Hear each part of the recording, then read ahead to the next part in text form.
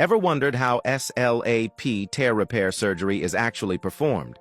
Let's break it down in 70 seconds. A SLAP tear, or superior labrum anterior to posterior tear, happens when the ring of cartilage around your shoulder socket, the labrum, gets torn, often from sports or overuse.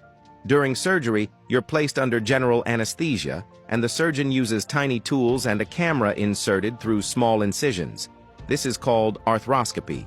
First, they inspect the joint and confirm the tear. Then, they clean up any damaged tissue around the area.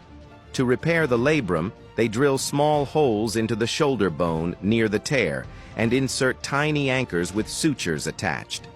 These anchors hold the torn labrum in place while the sutures are tied to secure it back to the bone. This restores stability and function to the shoulder. The whole process usually takes about 1 to 2 hours, and patients can go home the same day.